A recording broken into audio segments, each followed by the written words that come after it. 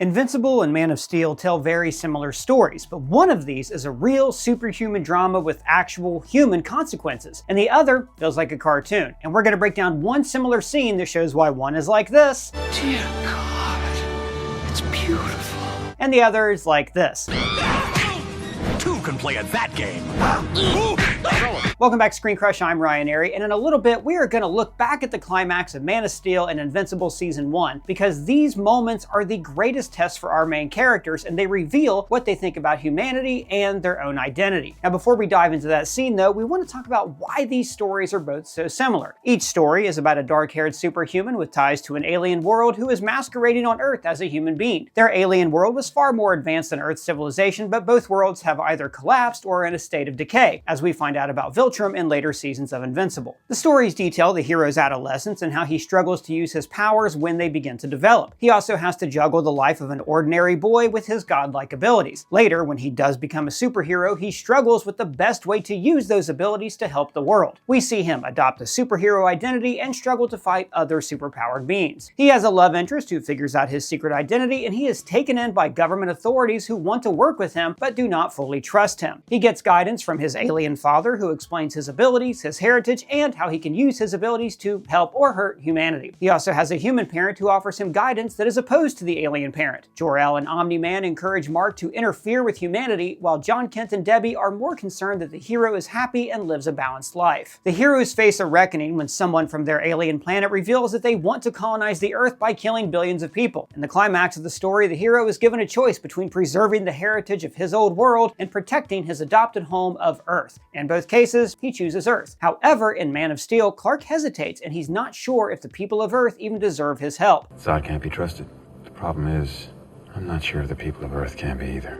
And in Invincible, Mark is a wide-eyed, innocent kid who does not hesitate to help others. However, there is one scene that cuts to the core of who these characters are and why they make the decisions that they do in the final act. Now we're going to talk about how each story uses the mass destruction and the human casualties to show the consequences of such godlike power flying around the Earth. The way each character reacts to this mass destruction says a lot about their own humanity and the stories that we are watching. Hey, what are you doing? Using my fume, this thing's been a lifesaver for me. See, because of my ADHD, I tend to hyper-focus on things, which oftentimes mean that I pick up bad habits and I'm more prone to addiction. Oral habits are the hardest to break, like as a lot of you know. Now, when I feel that craving or urge kick in, I still need something to reach for, and fume is the answer I was looking for. I've been working with fume for years, and that is why I love having them as a sponsor of this video. See guys, this is not a vape. It has no nicotine, it's not even electrical. It just has a plant-based core at its center. And right now, we are ramping up into our big release months when like every week there are so many shows that we're excited to cover. But this is also really stressful, and it's when I turn back to my old bad habits. But now I can reach for fume. Fume uses flavored plant-based cores. My favorite flavors are orange vanilla and crisp mint. Now these flavors are a lot lighter than what you get with vaping. It's kind of like how flavored water is lighter than soda. So it's like carrying a breath freshener with me at all times. So right now, if you grab a Fume Journey Pack, you also get a free fume topper just by using my code ScreenCrush. This is a soft, replaceable, chewable mouthpiece, so I have something to gnaw on when the cravings hit. So head to tryfume.com, that's tryfum.com, and use the code ScreenCrush to get your free fume topper with your journey pack today. Now back to what I was saying. First, let's talk about Season 1 of Invincible begins with Mark discovering that he has powers, and his father immediately takes on the task of training him how to fight. Now we think this is so Mark can be a better superhero until Omni-Man kills the Guardians at the end of episode 1. So the entire season is a ticking time bomb. Mark is being trained by his dad, the man he looks up to, but we know that his dad is a villain who's just waiting to snap. In the penultimate episode, Omni-Man's true nature is revealed to the world when he fights and temporarily kills the Immortal.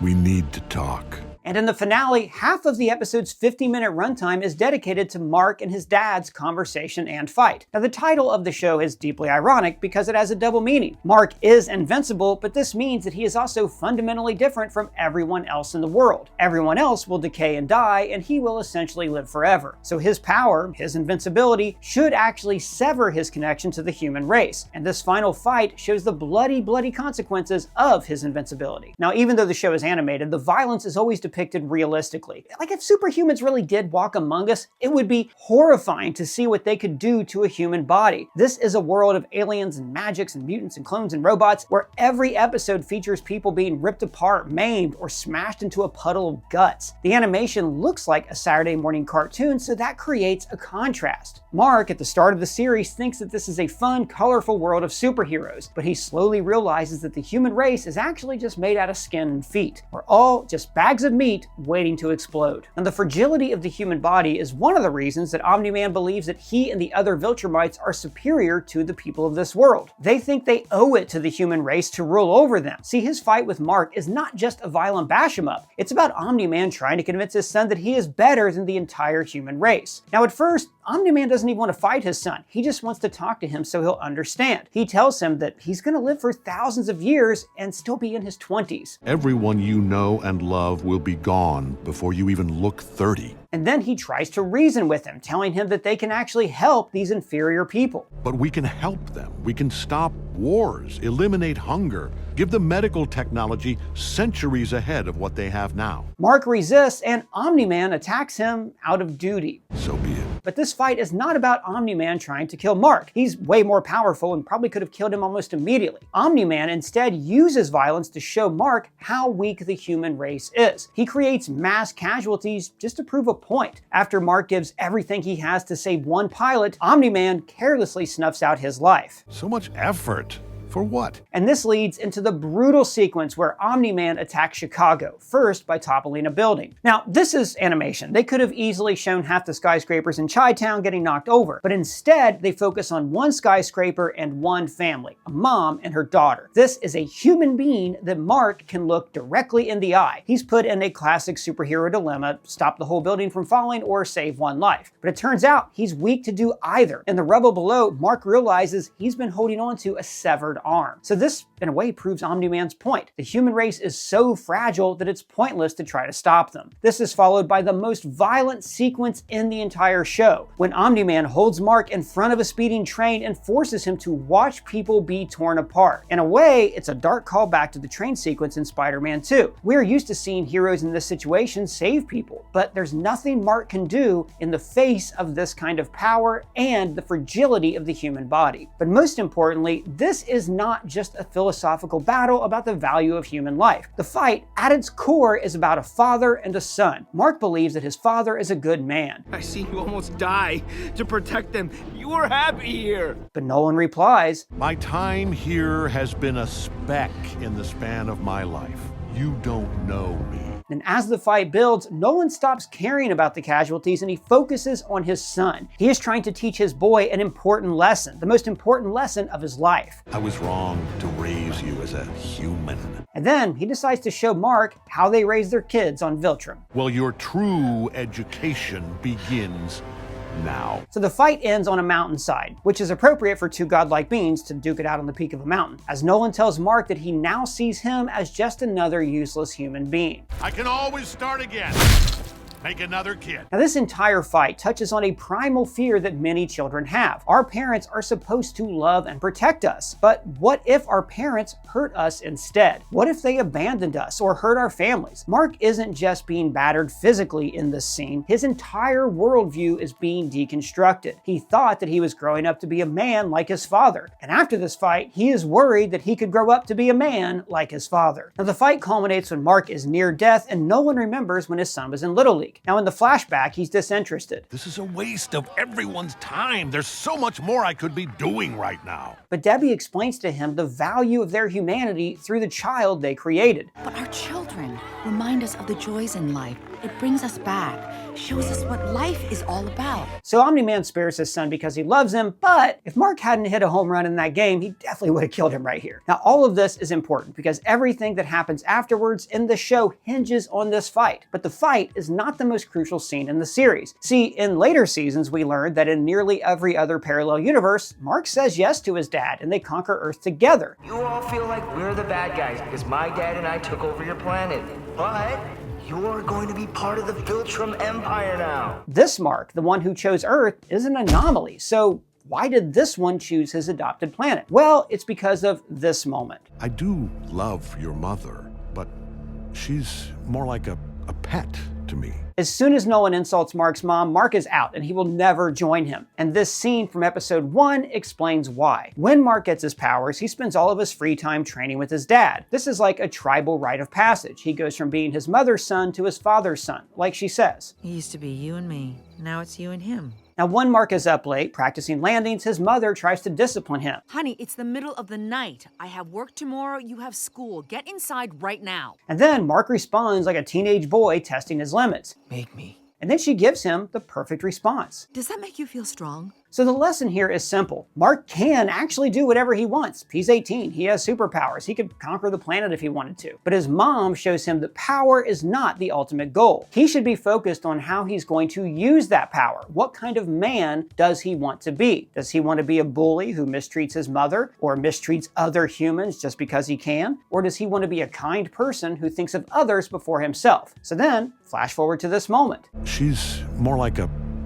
pet to me. And we see that this is the moment when Mark finally attacks his dad because he sees that his dad is a bully. This is the exact moment when Mark chose his mother and the human race. See, Debbie is Mark's tie to his humanity, but in Man of Steel, there is no scene like this to connect Clark to the human race. So let's look at the final fight in Man of Steel. Now, before I dive into this movie, I should point out that nothing in this film is accidental. Zack Snyder understands the traditional Superman myth, and he actively sought to deconstruct that myth. Instead of presenting Superman as a godlike being who selflessly helps others, he wanted to show a godlike being who asks himself, maybe I shouldn't help others. This goes against everything that we accept about Superman, but it is what Zack Snyder was going for. But I'm going to show you why this didn't work. See, Man of Steel is an origin story for Superman, but it's not about how he gets his powers. It's about him deciding how he wants to use those powers. And this is something that is taken from the comic book Man of Steel by John Byrne. In that comic, we see a young Clark Kent get mobbed by people and he feels overwhelmed by his sudden responsibilities. He tells his dad, they all wanted a piece of me. They were like animals. But in the comic book, see, Clark has already decided that he wants to help people. So this scene is about his dad and mom helping him to create the identity of Superman. In Man of Steel, young Clark is portrayed like a fully alien being who is separate from the human race. He goes through this monstrous transformation where he sees through the other kids, almost like he's seeing them as different life forms. He has to hold back and hide who he really is from the rest of humanity. And as he grows older, he discovers his true heritage and his family's Kryptonian battlesuit. Superman the movie followed the exact same story beat, but after Superman gets the suit, he flies off to save people. In Man of Steel, though, after he finds the suit, he is still not Superman. It is important to Zack Snyder that Superman gets to make the choice to become Superman. Now, we've talked about this a lot in past videos, but this is a philosophy called objectivism, basically meaning that you shouldn't do something just because you feel like you should do it. Even after Zod shows up, Clark hesitates. Zod can't be trusted.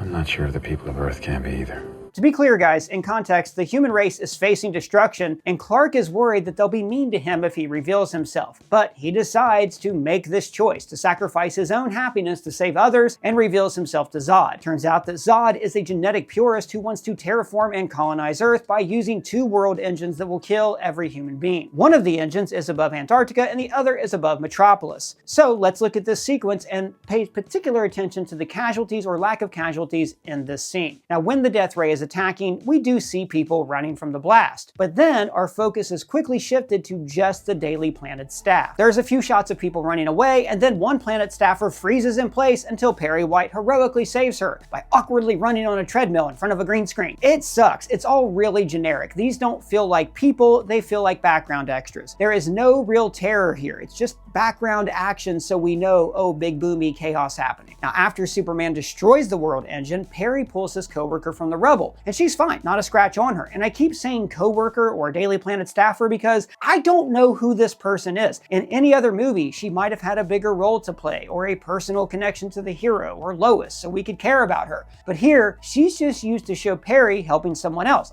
Am I wrong? Do you know her name? Are you a stan for this person? Let me know her name down in the comments, and don't look it up, that's cheating. Then phase 2 of the fight is Superman fighting Zod, and this is where the fight should be similar to Invincible. Zod is angry that his homeworld is now truly dead. I exist only to protect Krypton.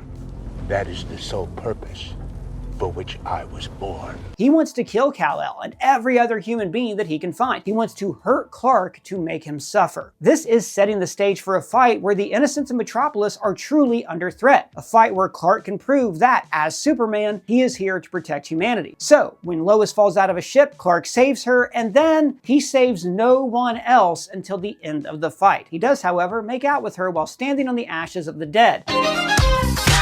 You know, just like all those heroic firefighters we see smooching in the middle of rubble. So then Zod knocks Superman into an office that is completely empty. The building falls, and these people outside stand and watch like it's a fireworks display. This guy here actually looks bored. There is no realistic human emotion here at all. There is no humanity in these people. These are not human beings. These are worshippers who have come to watch in awe as gods clash. This is not how people would ever react in this circumstance. Now, there are a few wide shots of people running away, but the actual close-ups are people just getting out of their cars and looking around kind of listlessly. See, the city fight is so concerned with large-scale spectacle that it makes it feel weightless. For instance, Zod throws a fuel truck at Clark and he just flies over it and dodges it instead of stopping it. Now, subconsciously, this is telling me that, okay, there must not be anyone in the truck or in the building behind them. But it also tells me, hey, that truck isn't real, because if it was, then Superman would have tried to stop it from exploding. See, these little moments where Superman would stop to save ordinary people would make the fight feel real. It would make it feel like it had actual human consequences. There are several moments in this fight where Superman should have tried to save people, and then I think he should have failed. Like, imagine if all through the battle he constantly attempted to save lives, but that fragile human flesh just gave away. And this would have built up to the final moment in the train station. After watching Superman fail to save others, maybe he would have thought, look, I can't let another person die, and this would justify what he does to Zod. So in this climactic fight, Zod finally decides to use Superman's love of humanity against him. And this scene is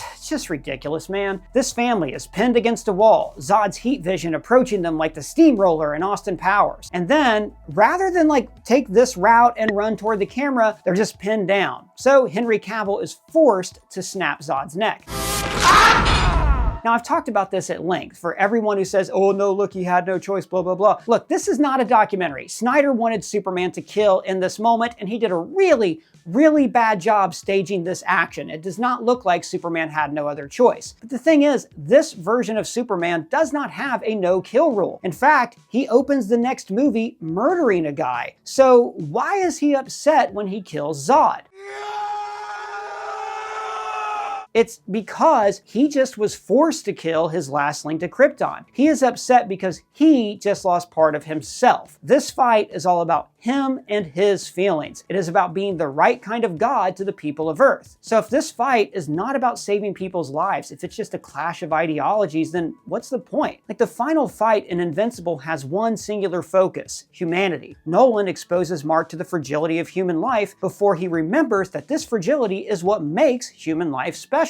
Ironically, the fight in Man of Steel feels more cartoony and rubbery than the final fight in Invincible. Invincible is focused on how the collapsing buildings would affect people, while Man of Steel is focused on the collapsing buildings. See, this fight is more about spectacle than emotion. Mark and his dad have a relationship, but Zod and Superman have no kind of personal connection. I mean, they literally just met. Zod does represent Clark's Kryptonian heritage, which he has been trying to reconnect to so he can understand who he is. So that means that when Clark kills Zod, he is sad that that link is forever severed, but this is all antithetical to the story of Superman. He is not a Superman because of his genetics or his powers or that he came from another planet. He is super because he chooses to help people and puts others before himself. Snyder's version of Kal-El is, I think, an alien first. He will always see himself as completely separate from the human race, and because of this, he doesn't bother to save people in the final battle. But the important scene, the one I'm comparing to Invincible, is not the final fight. Just like Mark had an important conversation with his mother, Clark's worldview was shaped by his father. When Clark was in school, he saved the other kids on a school bus. This almost exposed his identity, and his dad reprimanded him. And when Clark asked the important question, was I supposed to let them die, his dad responds with, Maybe. Now this is a stark contrast to Superman the movie. A young Clark wants to be a football star and use his powers to be popular, and his dad tells him that, hey, you're here for a reason. But I do know one thing.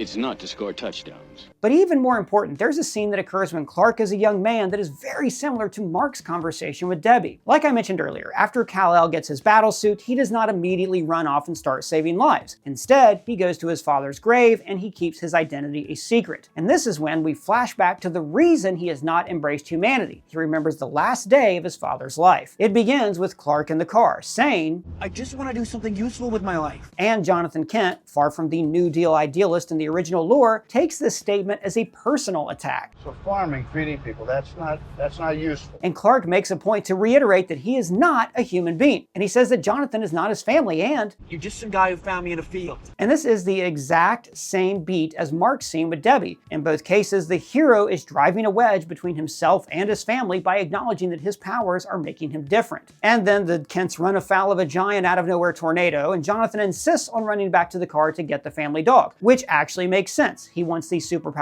Clark to watch out for his mom. And then, you know what happens. Jonathan twists his ankle, holds up his hand, and tells Clark not to expose his powers to save his life. In his mind, Pa Kent would rather die than force his son to make this choice. In his mind, it's more important for Clark to stay detached from humanity until he knows that humanity can handle his existence. It's a deeply, deeply cynical moment that teaches Clark an important lesson. Don't help people because you feel like you have to. Only make decisions that will make you happy. This is why he hesitates to reveal himself when Zod invades. And I think this is the real reason why he screams, because Zod took away his choice. Once again, let's go back to the scene between Mark and his mother. Mark tells her that he doesn't feel like Omni-Man. I'm nothing like Dad.